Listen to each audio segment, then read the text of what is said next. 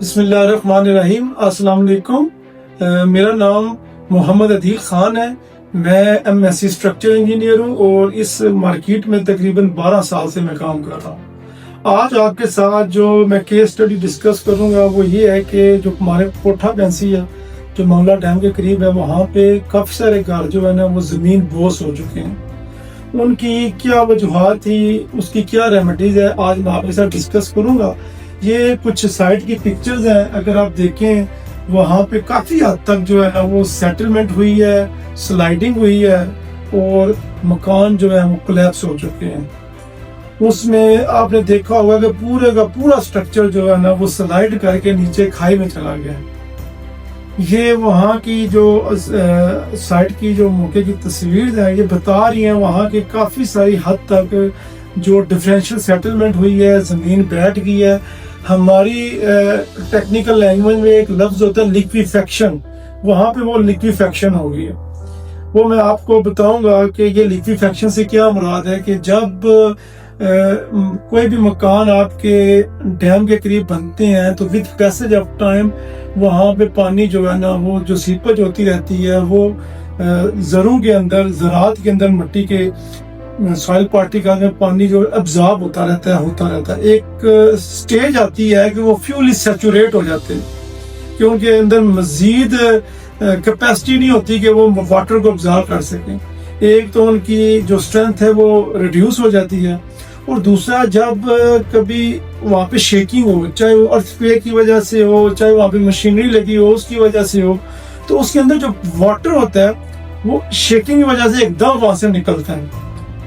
یہ مطلب بہت ابرپٹ جلدی یہ کام ہوتا ہے، اور جو ہی وہاں سے پانی ایک جیسا غبارے سے پانی نکلتا ہے نا، وہ زمین سے پانی نکل جاتا ہے، تو وہ پوری کی پوری زمین ایک ہی وقت میں زمین بوس ہو جاتی ہے، سلائڈ کر جاتی ہے، سیٹلمنٹ ہوتی ہے، جس میں پوری کا پورا سٹرکچر نیچے آ جاتا ہے۔ تو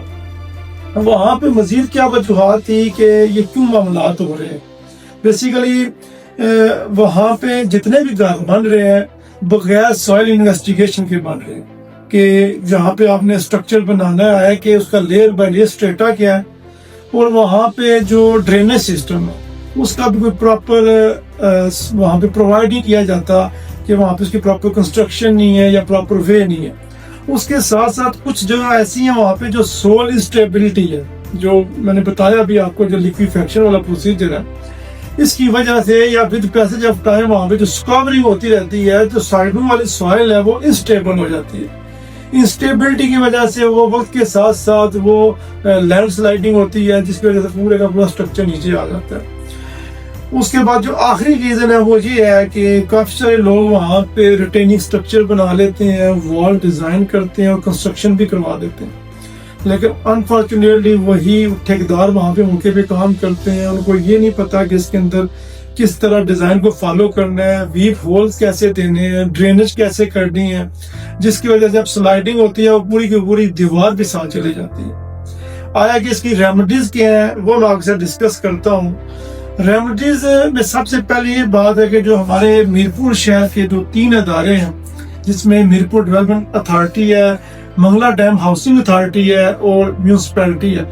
ان تینوں میں جو سٹرکچر ڈیزائن ہے نا، سٹرکچر انجینئرز کا ونگ ہونا چاہیے، جو میرپور ڈویژن میں یہ چیزیں وقتاً فوقتاً وزٹ بھی کریں، ان کو مانیٹر بھی کریں، اور اس کے ساتھ ساتھ جو ڈیزائن اپرووڈ ہو سٹرکچر کا، اس کے مطابق موقع پہ امپلیمنٹیشن بھی ہو۔ جو as a structure engineer recommendation میری بنتی ہے کہ جو لوگ وہاں پہ کام کروا رہے ہیں وہ 2 طرح کی جو فاؤنڈیشن ہے، خاص طور پہ جو پائلز اور اس کے ساتھ ساتھ راڈ فاؤنڈیشن ود اینکرز، ان کو فالو کریں اور پراپر انجینئرز کو انوالو کریں اس معاملے میں۔ ادروائز اگر آپ یہ سمجھتے ہیں کہ وقتی ہم نے وہاں سے فاؤنڈیشن اٹھا لی ہے، نیچے سخت زمین آ گئی ہے، اس کو کچھ نہیں ہوگا، یہ وقت کے ساتھ ساتھ چیزیں ہوتی رہیں گی۔ آج اگر 12 مکان وہاں پہ زمین بوس ہوئے ہیں تو اللہ نہ کرے یہ معاملہ آگے جائے۔ تو جو آئندہ فیوچر میں نئی کنسٹرکشن ہوگی اس میں ان چیزوں کو مد نظر رکھیں، اور اداروں سے بھی میری اپیل ہے کہ جتنا جلدی ہو سکے آپ اپنی ٹیم کو مضبوط کریں، کمپیٹنٹ بندے اپنی اس ادارے میں لے کے آئیں جو ان چیزوں کو مانیٹر بھی کریں اور امپلیمنٹیشن بھی کرائیں. بہت شکریہ.